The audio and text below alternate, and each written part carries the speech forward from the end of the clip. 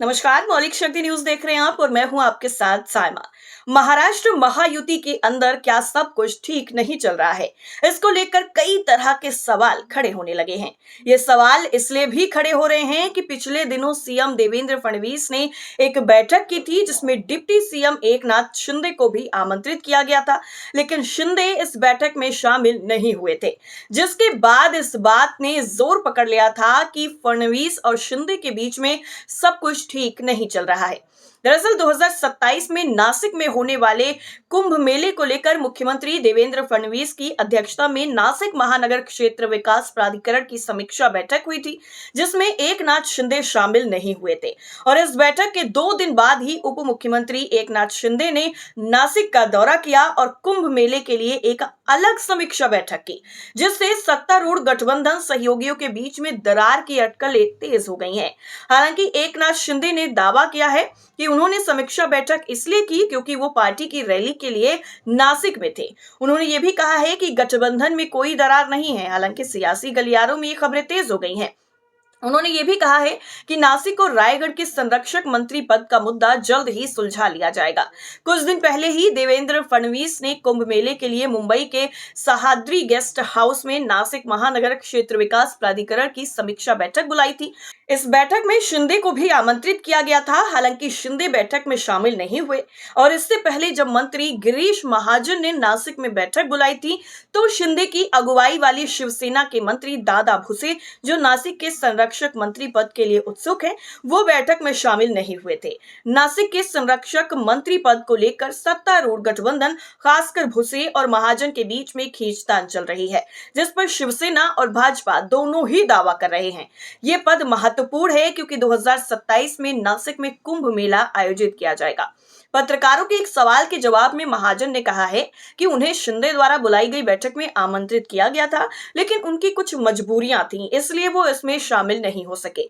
महाजन ने यह भी कहा है कि मुख्यमंत्री ने भी इस संबंध में एक बैठक की थी, लेकिन मैं उसमें भी शामिल नहीं हो सका। दरअसल कुंभ मेला सरकार में सभी की सामूहिक जिम्मेदारी है, इसलिए अगर शिंदे ने इस संबंध में बैठक की तो क्या गलत है। दादा भुसे ने भी इस कुंभ मेले के संबंध में एक विस्तृत बैठक की है और मुझे आमंत्रित नहीं किया गया। मैंने ये नहीं बताया कि मुझे क्यों नहीं बुलाया गया। इस बार कुंभ मेला बड़े पैमाने पर आयोजित होने जा रहा है, इसलिए हम सभी की जिम्मेदारी है कि हम बैठकें करें और अधिकारियों से तैयारियों के बारे में अपडेट भी लें। इतना ही नहीं, उन्होंने आगे जोर देकर यह भी कहा है कि सत्तारूढ़ गठबंधन दलों या नेताओं के बीच में कोई मतभेद नहीं है। हालांकि शिंदे का बैठक में ना जाना इस बात की तरफ इशारा जरूर करता है कि सब कुछ ठीक नहीं चल रहा है। छुटकारा पाना चाहती है बीजेपी शिंदे से, इस तरीके की चर्चाएं भी हैं। दरअसल महाराष्ट्र की राजनीति इस वक्त पूरे देश में सबसे जटिल है। यहाँ राजनीतिक दल और नेताओं की नीयत को समझना टेढ़ी खीर है और किसके मन में क्या चल रहा है ये कह पाना बहुत मुश्किल है। फिलहाल अभी मुश्किल से 2 महीने पहले ही महाविकास अघाड़ी को हराकर महायुति गठबंधन ने फिर से सरकार बनाई थी। शिवसेना, एनसीपी और बीजेपी की नई सरकार में शामिल होने के लिए एकनाथ शिंदे को बहुत मुश्किल से मनाया गया था, पर प्रदेश के पूर्व मुख्यमंत्री रह चुके एकनाथ शिंदे को डिप्टी सीएम बनना शायद रास नहीं आ रहा है। वो अनमने ढंग से सरकार के साथ हैं। शपथ ग्रहण समारोह से ही वो सामान्य नहीं नजर आ रहे हैं। पिछले दिनों कई बार वो प्रदेश कैबिनेट की बैठकों से नदारद रहे हैं और इसके बाद से ही ऐसा माना जा रहा है कि शायद प्रदेश के मुख्यमंत्री देवेंद्र फडणवीस और डिप्टी सीएम एकनाथ शिंदे के बीच में सब कुछ ठीक नहीं चल रहा है। पर पिछले दिनों के घटनाक्रम से ऐसे संकेत मिल रहे हैं कि जैसे बीजेपी अब खुद ही उनसे छुटकारा पाना चाहती है। अब आइए आपको ये भी बताते हैं कि ऐसा क्यों कहा जा रहा है। दरअसल महाराष्ट्र के मुख्यमंत्री देवेंद्र फडणवीस ने राज्य की अस्थिर राजनीतिक स्थिति में एक और हलचल पैदा कर दी है। दरअसल फडणवीस महाराष्ट्र नवनिर्माण सेना यानी एमएनएस प्रमुख राज ठाकरे के आवास पर मुलाकात के लिए पहुंचे। महाराष्ट्र की राजनीति में ऐसा कम ही होता है कि मुख्यमंत्री खुद चलकर किसी नेता से उनके घर पर मिलने जाते हैं, लेकिन ऐसा देखने को मिला है। फडणवीस ने अपने आवास पर शिवसेना यूबीटी के 3 नेताओं का स्वागत किया। क्योंकि इस बीच में लगातार ऐसी खबरें आ रही हैं कि deputy CM Eknath Shinde CM Fadnavis से नाराज चल रहे हैं, इसलिए ये मुलाकात और महत्वपूर्ण हो जाती है। दरअसल सभी ये जानते हैं कि राज्य में बृहन नवी मुंबई महानगर पालिका यानी बीएमसी चुनाव होने वाले हैं और बीएमसी का चुनाव महाराष्ट्र के लिए कितना ज्यादा महत्वपूर्ण है वो किसी से छुपा नहीं है, क्योंकि ये बहुत ज्यादा महत्वपूर्ण है। जब तक शिवसेना एकजुट थी तब तक ये धनांडे नगर निगम उसका गढ़ बना रहा, पर अब बीएमसी चुनाव में महाराष्ट्र की कई पार्टियां अपने गठबंधनों से महायुति और महाविकास अघाड़ी से अलग हटकर मैदान में उतरना चाहती हैं। माना यह भी जा रहा है कि फडणवीस की राज ठाकरे और शिवसेना यूबीटी के नेताओं से मुलाकात का असली मकसद एकनाथ शिंदे को संदेश पहुंचाना था कि वो ये ना समझें कि बीजेपी के पास कोई दूसरा ऑप्शन नहीं है। दरअसल महाराष्ट्र में डिप्टी सीएम एकनाथ शिंदे यूं ही नाराज नहीं है। ऐसा माना जा रहा है कि कहीं न कहीं जानबूझकर भी एकनाथ शिंदे को परेशान किया जा रहा है।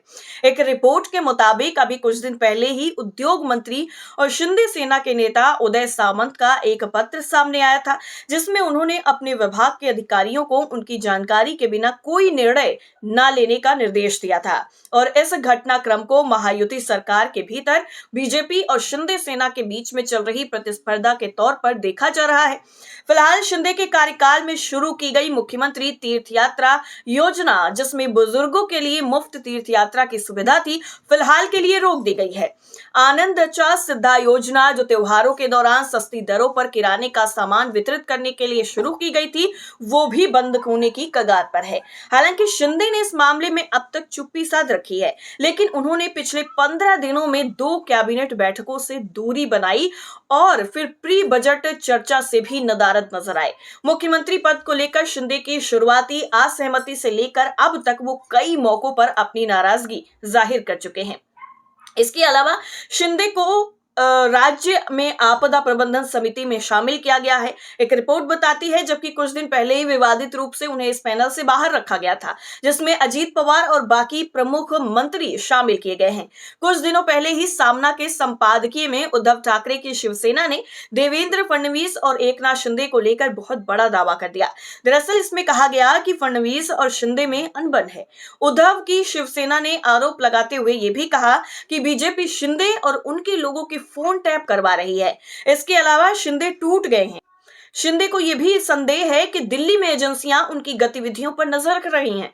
हालांकि शिवसेना उद्धव गुट की किसी बात पर यकीन नहीं किया जा सकता है, क्योंकि शिवसेना को तोड़कर उनके लिए कुछ नहीं छोड़ने वाले एकनाथ शिंदे के लिए कभी भी वो अच्छा तो बिल्कुल नहीं चाहेंगे। पर जैसी परिस्थितियां बन रही हैं या फिर जिस तरीके से शिंदे आजकल महायुति सरकार और कैबिनेट के साथ व्यवहार कर रहे हैं, उससे यही लगता है कि सामना में छपी बातें सही जरूर हो सकती हैं। हालांकि वक्त लग सकता है, लेकिन कब ये सही हो जाए और कब बाजी पलट जाए, राजनीति में कुछ नहीं कहा जा सकता है। हालांकि संजय राउत का कहना है कि शिंदे की पार्टी के एक विधायक ने उन्हें विमान यात्रा के दौरान बातचीत में ये जानकारी दी है। राउत ये भी कहते हैं कि शिंदे अब भी दोबारा मुख्यमंत्री न बनाए जाने के सदमे से जूझ रहे हैं और एक बार फिर मुख्यमंत्री बनने के लिए संघर्ष कर रहे हैं। वो मन से टूट गए हैं। फडणवीस इस बात से वाकिफ है। दिल्ली में 98वें अखिल भारतीय मराठी साहित्य सम्मेलन में राष्ट्रवादी कांग्रेस पार्टी के प्रमुख शरद पवार के हाथों उप मुख्यमंत्री एकनाथ शिंदे को महादजी शिंदे राष्ट्रीय गौरव पुरस्कार से सम्मानित किया गया। एकनाथ की शिंदे का सम्मान करने और उनके कार्यकाल की तारीफ करने पर शरद पवार की शिवसेना यूबीटी ने आलोचना की है। पवार ने मुख्यमंत्री के रूप में अपने कार्यकाल के दौरान शिंदे के कार्यों की प्रशंसा की और शासन और विकास के लिए उनके समावेशी दृष्टिकोण की भी सराहना की है।